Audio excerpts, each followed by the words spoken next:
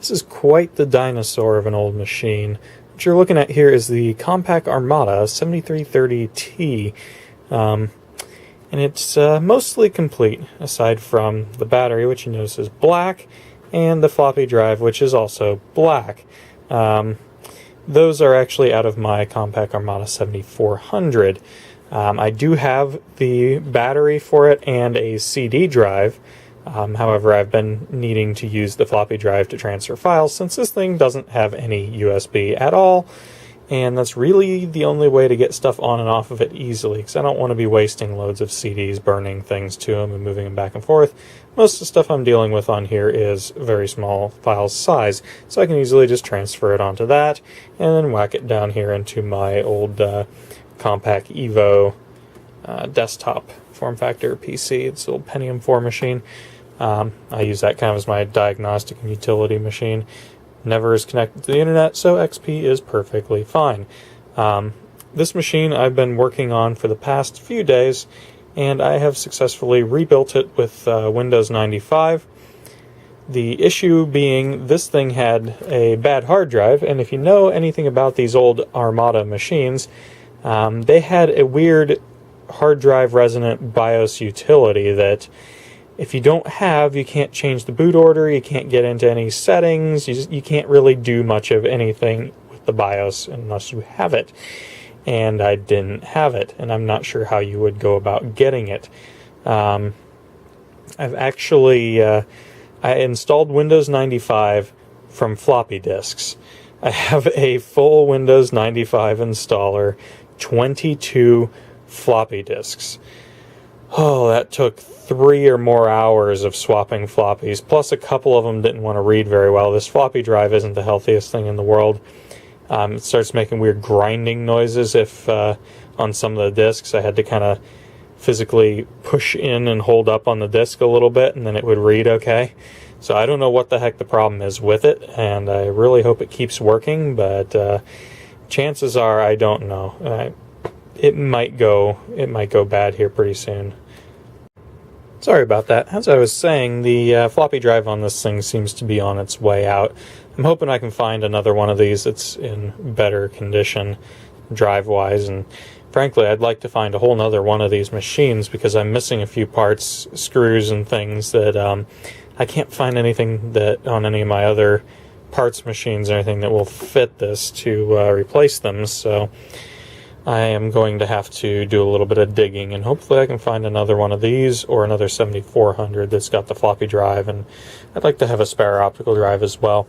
I have only one battery currently. It's the battery for the 7400.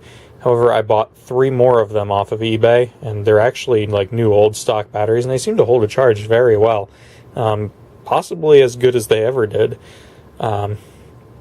So what I'm eventually going to do, I have the old battery out of this that's dead. They do open up very easily, so what I'm going to end up doing is taking the guts out of a good 7400 battery and putting it in the battery for the 7330T. Because then that way it just has a nice beige battery to match the rest of the case. And really, they're exactly the same size batteries, so they should just transfer over, no problem. Let's go ahead and open this up.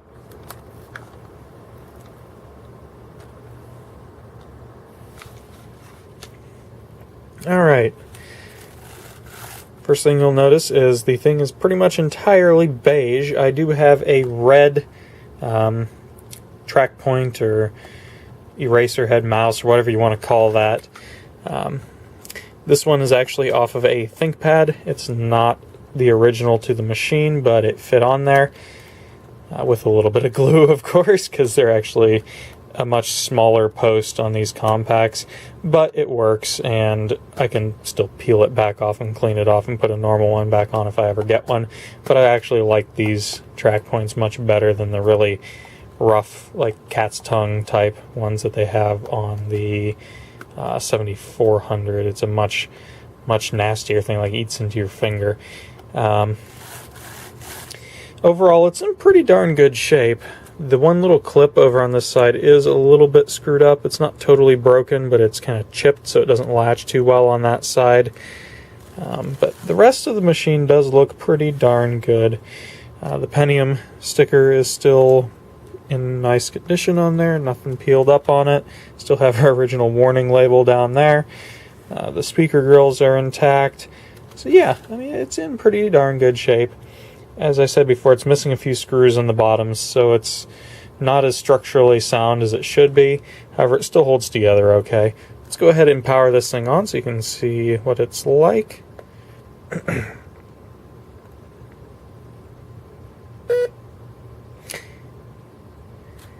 I had this thing in standby, so that's why it turned on so fast.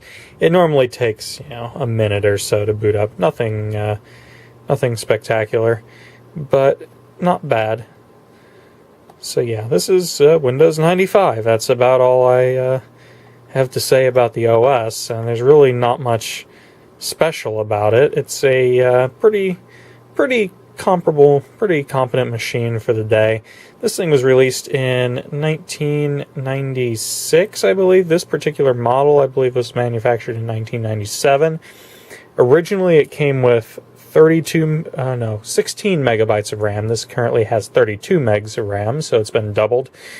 It also came stock with a 2.2 gigabyte hard drive. However, I have gone to the trouble of upgrading this to a 6.5 gig, I want to say. Let's go ahead and do properties on that. Actually, it seems to be only recognizing it as a 2 gigabyte drive. So there's a good chance that this could only support up to a 2 gigabyte drive. So yeah, that's odd. It's actually a 6 gig drive that's in here, but it's only using 2 gigs of it. So I might be able to partition it differently so I can have the other space used as well. So yeah, I might look into doing that later. However, it's not really a priority. The machine does run fine. It's odd that the thing can only really recognize up to 2 gigabytes. I was really expecting it to be able to take at least a 6 gig drive, but you just never know with these older machines. 2 gigs was probably quite a bit for 1996. Actually, I know that was quite a lot for 1996. But yeah, there's really not much of anything installed on here. I put StarCraft on it and Lemmings Paintball. But yeah, that's really all I've done with it so far. I've been using it a little bit with Microsoft Excel. That's part of the Microsoft Office 95 package, which works fine still. I have no problem using Microsoft Office 95 for doing basic word processing, which is really all I intend to use this laptop for. Matter of fact, I need to get some of my files off of here, basically some of the documents I've been working on. I've been using this to inventory a lot of my stuff for Hamvention 2017. We're going to be selling a lot of stuff down there, tons and tons of computers and audio equipment and just loads and loads of junk that's going to be taken down there. We're going to try to sell a bunch of it, and we have some radio equipment and stuff too for like CB. No ham radio, but we do have a whole load of CB antennas that we got somewhere a couple years back. I need to get rid of them. They're just taking up space. So this is going to be my companion laptop down there, because it's unique. It's kind of a conversation starter. I don't need anything that has internet access on it during the time I'm down there, so why not use this? It's a good little laptop for doing that. It's actually fairly small. I think it's either a 12 or 13-inch screen. The whole thing is quite compact, especially for 1996. And you look at this machine itself, it's really slim. This was one of the slimmest and sleekest laptops you could have gotten back in the day, and boy, did the price reflect that. I forget exactly how much this cost, but it cost many thousands of dollars for these Armada laptops. These were designed to be a business laptop primarily, And yeah, they were quite a sought-after machine. But yeah, overall, quite a nice little machine. I've had this thing for, well over 10 years now. I got it when I was like 8 years old or something like that. So I've had this machine a good portion of my life. It came from my neighbor. He gave it to me, I think it was like my 3rd grade or 4th grade year when I think I was in school, probably 3rd grade. And he gave me this one and the Armada 7400. And these were like the first computers I ever used. The 7400 I think of more as my first computer, because this one basically got shelved because it wasn't as good as the 7400. It was a Pentium 1. Pentium 150 megahertz, and the 7400 is a Pentium 2 330 or 333, and it had, I think, 64 megs of RAM, which I've upgraded to 128. And unfortunately, it has a problem with its motherboard, so I couldn't go any further than that. One of the RAM slots doesn't work, so that one is capped at 128. I plan on keeping this at 32 megs. I think this was actually upgraded by my neighbor when he was using it, because I believe it came with those, I think they're an EDO, 32 megabyte EDO RAM or something weird that I do not have any of, so I don't think there's any way I could have upgraded this in the past. So I'm pretty sure this came from him with 32 megabytes, so I think he upgraded it at some point. But anyway, guys, I hope you enjoyed that little look at this particularly neat laptop from the mid-90s. Quite a unique machine. Definitely a very sleek and compact machine, and very expensive one for the time. Anyway, guys, take it easy, and until next time, y'all have a good one.